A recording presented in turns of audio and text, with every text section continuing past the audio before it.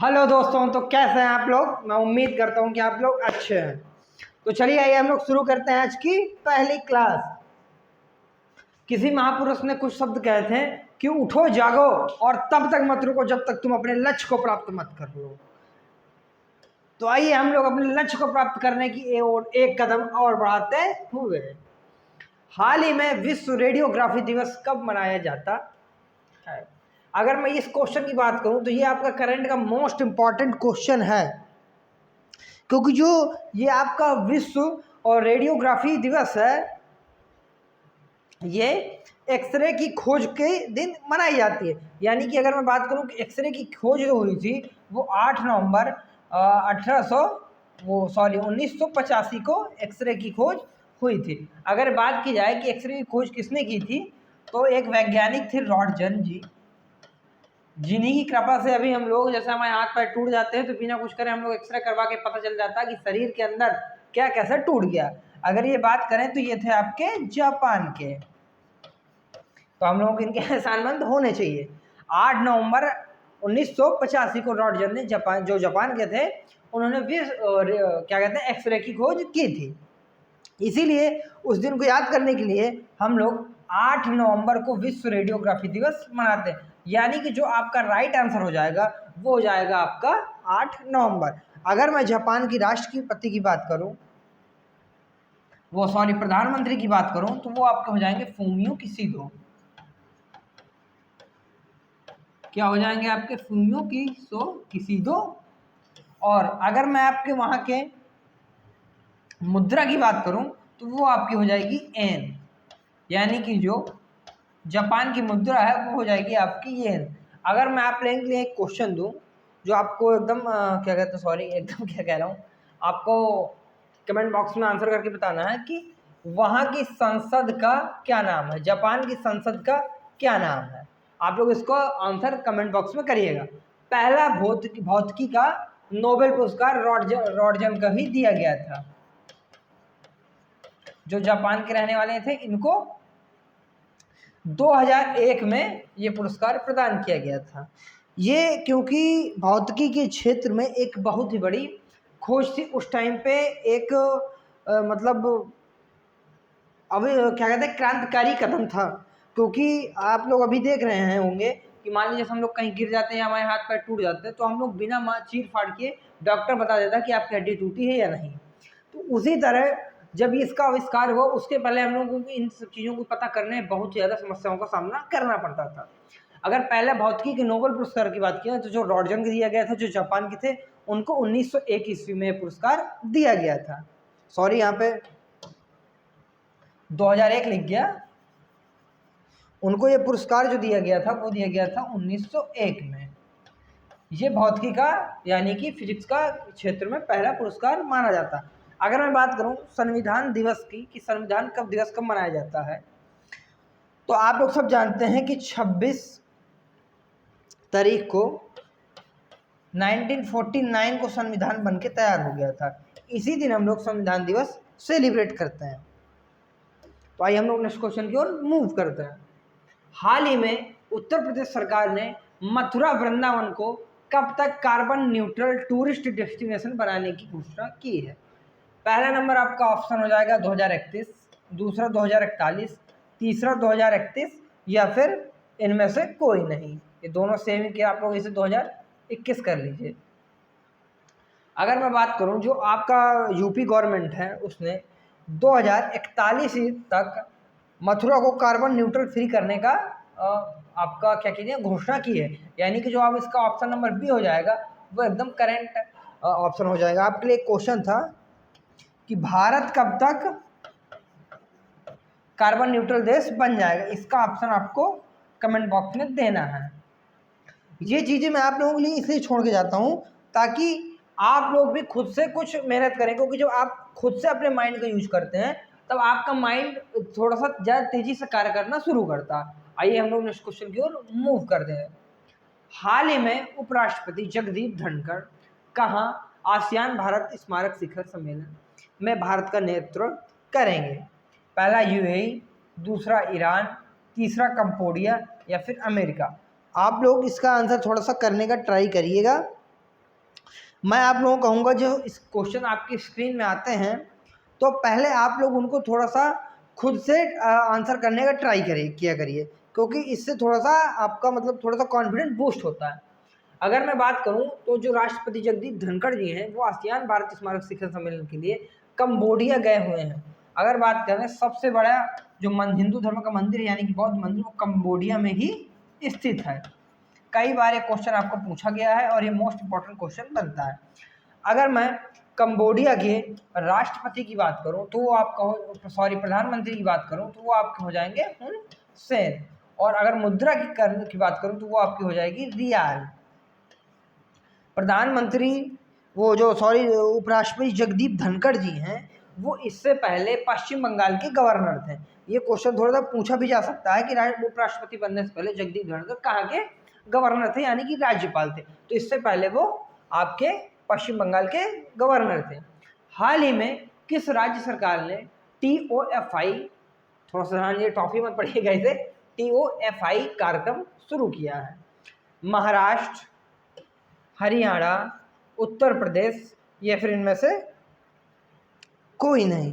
अगर आप इन क्वेश्चन में से मिनिमम अगर 10 क्वेश्चन की भी आप लोग आंसर कर लेते हैं तो यकीन मानिए कि आपकी तैयारी एक बहुत ही अच्छी तरीके से चल रही है। अगर मैं बात करूं इसमें राइट आंसर की, तो इसमें जो आपका राइट आंसर हो जाएगा वो आपका हो जाएगा हरियाणा। हरियाणा सरकार ने आपके TOFI कार्यक्रम शुरुआत करने की शुरुआत। अगर मैं हरियाणा के मुख्यमंत्री की बात करूं तो ये आपके हो जाएंगे मनोहर लाल खट्टर जी। अगर मैं यहाँ की राजधानी की बात करूं तो वो हो जाएगी आपकी चंडीगढ़।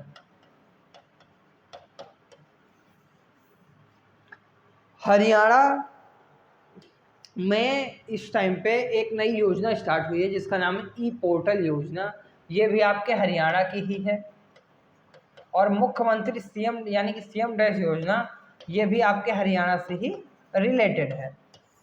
अगर बात की जाए हरियाणा में दो आपके नेशनल पार्क करते हैं, एक तो सुल्तानपुर हो गया, सुल्तानपुर नेशनल पार्क, और दूसरे नेशनल पार्क का आंसर आपको कमेंट बॉक्स में आंसर करके बताना कि दूसरा कौन सा नेशनल पार्क है जो हरियाणा में आपका पड़ता है। हाल ही में किसे अंतर्राष्ट्रीय कन्नड़ रत्न पुरस्कार दिया जाएगा? Yes Rajamouli, YKC Wadiyar, R सावंतन, या फिर इनमें से कोई नहीं। अगर मैं राजामौली की बात करूं तो ये एक बहुत ही फेमस मूवी थी बाहुबली, इसके डायरेक्टर थे ये, और इन्होंने अभी एक नई मूवी बनाई है RRR, इसको भी राजामौली जी ने ही डायरेक्ट किया है। तो YKC वाडियार राजवंश से संबंधित हैं और इन्हें ही अंतर्राष्ट्रीय कन्नड़ रत्न पुरस्कार से सम्मानित किया गया है। यानी कि जो 2022 का कन्नड़ रत्न पुरस्कार है वो आपके YKC वाडियार जी को ही दिया गया, यानी कि ऑप्शन नंबर जो B होता है आपको वो एकदम राइट आंसर हो जाता है। तो आइए हम लोग नेक्स्ट क्वेश्चन की ओर मूव करेंगे। हाल ही में 8 दिवसीय प्रतिष्ठित पुष्कर मेले की मेजबानी कौन कर रहा है? अगर आप पुष्कर मेले की बात करें तो इसको हम लोग पशु मेला, कार्तिक मेला, क्योंकि कार्तिक मास में लगता है, और ऊंट मेला के नाम से भी जानते हैं। अगर इसकी बात करें तो ये आपके पुष्कर राजस्थान में पड़ता है, यानी कि जो आपका पुष्कर मेला है ये पुष्कर राजस्थान में पड़ता है। इस टाइम पे राजस्थान में ढेर सारी चीज़ें ट्रेंडिंग में चल रही हैं। तो अगर यहाँ के CM की बात करें तो वो हो जाएंगे आपके अशोक गहलोत जी। अगर दुनिया की तीसरे सबसे बड़े स्टेडियम की बात करें तो वो भी आपके राजस्थान में ही हो जाता है, जो कि अभी जिस पे काम चल रहा है। तो आइए हम लोग नेक्स्ट क्वेश्चन की ओर मूव करते हैं। अगर बात करें तो क्षेत्रफल की दृष्टि से राजस्थान भारत का सबसे बड़ा राज्य भी है। हाल ही में स्केचर्स इंडिया ने किसे अपना ब्रांड एम्बेसडर नियुक्त किया है? करीना कपूर, कृति सेनन, दीपिका पादुकोण, या फिर इनमें से कोई नहीं। अगर मैं स्केचर्स इंडिया की बात करूं तो उन्होंने कृति सेनन, यानी कि जो आपका ऑप्शन नंबर B हो जाता है वो एकदम करेक्ट आंसर हो जाता है, कि उन्होंने कृति सेनन जी को स्केचर्स इंडिया ने अपना ब्रांड एम्बेसडर नियुक्त किया है। अगर मैं बात करूं जो ब्लाइंड T20 वर्ल्ड कप है,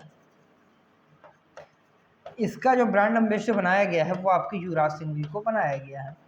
अगर बात करें तो T20 में सबसे तेज अर्धशतक और 6 गेंद में 6 छक्के मारने का रिकॉर्ड भी युवराज सिंह जी के नाम पर ही है, तो आप इसको ध्यान रखिएगा क्योंकि क्वेश्चन में कई बार स्पोर्ट्स से पूछा भी गया। अगर बैजू के ब्रांड एम्बेसडर की बात की जाए तो इसके जो ब्रांड एम्बेसडर आपके हो जाते हैं वो आपके हो जाएंगे लियोनेल मेसी,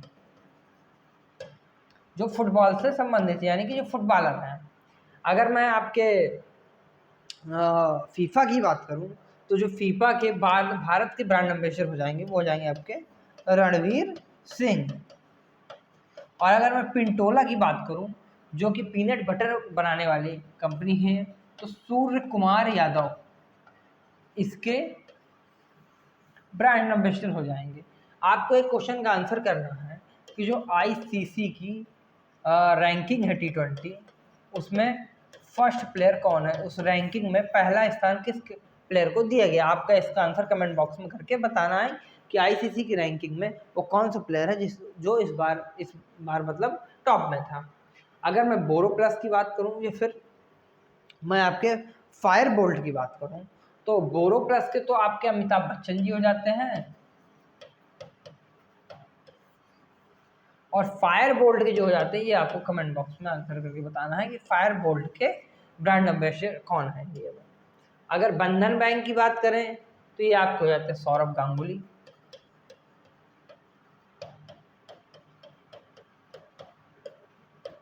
और अगर इसके बाद उमार डेट्स की बात करें तो इसके भी अमिताभ बच्चन जी हो जाते हैं। आइए हम लोग नेक्स्ट क्वेश्चन की ओर बात करते हैं। अगर मैं 1-8 की ब्रांड एम्बेसडर की बात करूं तो वो आपके हो जाते हैं विराट कोहली।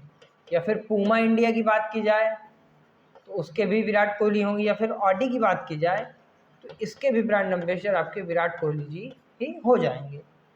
हाल ही में 53वां भारतीय अंतर्राष्ट्रीय फिल्म महोत्सव कहाँ आयोजित किया जाए? गोवा में, मुंबई में, नई दिल्ली में, या फिर इनमें से कोई नहीं। अगर मैं 53वां भारतीय अंतर्राष्ट्रीय फिल्म महोत्सव की बात करूं तो वो आपके गोवा में सेलिब्रेट किया जाएगा, यानी कि आपका आंसर नंबर जो ए है वो एकदम करेक्ट आंसर हो जाएंगे। अगर मैं गोवा के सीएम की बात करूं तो वो आपके प्रमोद सावंत जी हो जाएंगे। अभी वहां पर कुछ टाइम पहले ही चुनाव था। अगर हर घर जल प्रमाण वाले राज्य की बात करें तो इसमें गोवा टॉप में है। इसको थोड़ा सा ध्यान रखिए क्योंकि ये थोड़ा सा इंपॉर्टेंट क्वेश्चन हो जाता है कि हर घर प्रमाण वाला जो जल है, जल वाला राज्य जो है वो कौन सा राज्य। अगर मैं यहाँ पर बात करूं तो डॉक्टर सलीम अली पश्चिम बिहार गोवा में ही पाया जाता है। आप जानते हैं डॉक्टर जो सलीम अली हैं ये मशहूर पक्षी प्रेमी के नाम से विख्यात है, तो इनको पक्षियों का मित्र भी कहा जाता है। इस क्वेश्चन को थोड़ा सा ध्यान रखिएगा कि पक्षियों का मित्र किसे कहा जाता है, तो डॉक्टर सलीम अली जी को कहा जाता है। अगर 37वें राष्ट्रीय खेल की बात की जाए तो ये भी आपके गोवा में होंगे 2023 में। और साओ जो आओ जो फेस्टिवल है ये भी आपका गोवा का ही फेस्टिवल है। अगर मैं बात करूं तो जो आपका हॉर्नबिल फेस्टिवल है ये किस राज्य का फेस्टिवल है, तो इसका आप कमेंट बॉक्स में आंसर करके बताना है कि हॉर्नबिल फेस्टिवल किस राज्य का फेस्टिवल है। तो आइए हम लोग नेक्स्ट क्वेश्चन की ओर मूव करते हैं। अगर बात करें मोलम, ये आपकी वाइल्ड लाइफ सेंचुरी है जो कि गोवा में पाई जाती है, या फिर चाहे महावीर नेशनल पार्क हो ये भी आपके गोवा में ही पाए जाते हैं। मतलब मोलम वाइल्ड लाइफ सेंचुरी और महावीर नेशनल पार्क दोनों ही गोवा राज्य में पाए जाते हैं। हाल ही में विधि आयोग के नए अध्यक्ष किसे बताया गया? किशोर रेड्डी को, ऋतुराज अवस्थी को, या फिर केवी कामत? तो अगर इसके मैं राइट आंसर की बात करूं तो आपका ऑप्शन नंबर बी यानी कि ऋतुराज अवस्थी एकदम करेक्ट आंसर हो जाएगा, यानी कि आपको जो आंसर नंबर बी है वो एकदम करेक्ट आंसर हो जाएगा। अगर मैं बात करूं फिक्की की तो फिक्की की स्थापना 1927 में हुई थी, और जो इसके अध्यक्ष हैं वो शुभ्रकांत पांडा जी, जो कि उड़ीसा से संबंधित हैं। इसको थोड़ा सा आप लोग ध्यान रखिएगा। और फिक्की के स्थापना में महात्मा गांधी जी का विशेष योगदान था। फिक्की भारत का सबसे पुराना व्यापारिक संगठन भी है। हाल ही में भारतीय जहाज़ों ने कहाँ 70वें अंतर्राष्ट्रीय फ्लीट रिव्यू में भाग लिया। अगर मैं इसके राइट आंसर की बात करूं तो वो आपका हो जाएगा रूस, या फिर वियतनाम, या फिर जापान, या फिर श्रीलंका। अगर मैं श्रीलंका की बात करूं तो श्रीलंका के साथ भारत स्लीनेक्स और मित्र शक्ति नमक 2 अभ्यास करता है। तो अगर भारतीय जहाज़ों ने 70 में अंतर्राष्ट्रीय फ्लीट रिव्यू की बात की जाए तो भारत ने जापान के साथ ये क्या कहते हैं फ्लीट रिव्यू का वो मतलब फ्लीट रिव्यू में भाग लिया हुआ है। अगर मैं बात करूं तो जापान ने जो गर्भवती महिलाएं थीं उनकी दोबारा शादी के से रिलेटेड जो उसमें प्रतिबंध लगा हुआ था वो जापान ने हटा लिया है, क्योंकि यहाँ पर अभी गर्भवती महिलाएं शादी नहीं कर सकती। उस बात पे जब जापान की सरकार ने प्रतिबंध लगा के रखा हुआ था। अगर यहाँ पे जो आपके समलैंगिक होते हैं इनको भी अभी अधिकार यहाँ पे जापान पे प्रोवाइड करवाए गए हैं। अगर मैं यहाँ की बात करूँ प्रधानमंत्री की तो वो आपको हो जाएंगे फूमियो किशिदा। सॉरी थोड़ा सा हम कर लेंगे, फूमियो किशिदा। और अगर करेंसी की बात करें तो वो आपको हो जाएगी येन। तो आइए हम नेक्स्ट क्वेश्चन की ओर मूव करते हैं। हाल ही में अक्टूबर माह का ICC player of the month किसे घोषित किया गया है? विराट कोहली, निदा डार, ऊपर एक दोनों, या इनमें से कोई नहीं? अगर मैं सितंबर माह की बात करूं तो सितंबर माह में मोहम्मद रिजवान और भारतीय टीम की कैप्टन हरमनप्रीत कौर को ICC player of the month सितंबर माह का मनाया गया था। हरमनप्रीत कौर आपकी इंडिया से हैं, जबकि जो मोहम्मद रिजवान है ये आपके नापाक से हैं, यानी कि नल्ला पाकिस्तान से ये बिलोंग करते हैं। अगर अक्टूबर माह के ICC player of the month की बात की जाए तो उपर्युक्त दोनों यानी कि विराट कोहली और निदा डार दोनों ही आईसीसी के अक्टूबर माह के प्लेयर ऑफ द मंथ माने गए हैं, बनाए गए हैं। जो निदा डार जी हैं ये आपकी पाकिस्तान से रिलेटेड, पाकिस्तान की फीमेल प्लेयर है। अगर मैं इसमें आईसीसी की बात करूं तो इसकी स्थापना 1904 में हुई थी। इसका हेडक्वार्टर जो है वो आपका दुबई में है। अगर इसके मैं प्रेसिडेंट की बात करूं, जो इसके अध्यक्ष हैं वो आपके ग्रेग बर्कले जी। आईसीसी का फुल फॉर्म होता है इंटरनेशनल क्रिकेट काउंसिल। आईसीसी ही दुनिया में क्रिकेट का संचालन करती है और इसके रूल्स भी आईसीसी ही बनाती है। तो ये रही हमारी मोस्ट इम्पॉर्टेंट करंट अफेयर की क्लास। अगर आपको इसके अलावा कुछ और चीज़ें चाहिए हो तो आप हम लोग कमेंट बॉक्स में मैसेज डाल सकते हैं, इसका आंसर हम लोग करेंगे और हम लोग ट्राई करेंगे कि जो चीज़ें आपको जीडी के लिए चाहिए वो हम आपको हर हाल में प्रोवाइड करवाएं। Thank you so much guys. आप जब तक अपने लक्ष्य को प्राप्त ना कर लें तब तक आप ना रुके, ना हारे, ना डरें, क्योंकि जब इंसान असफल होता है इसका मतलब वो कुछ नई चीज़ें कर रहा है। अगर इंसान असफल नहीं हो रहा, उसे फेलर नहीं मिल रहा, इसका मतलब है कि वो कुछ अलग कर ही नहीं रहा। अगर आप गलती कर रहे हैं इसका मतलब आप राइट डायरेक्शन में मूव कर रहे हैं। आप जिस दिशा में जा रहे हो आप सही जा रहे हैं, क्योंकि गलती वही करता है जो प्रयास करता है। जो इंसान प्रयास ही नहीं करेगा वो गलती क्या करेगा। Thank you so much guys, ऐसे ही मेहनत करते रहिए।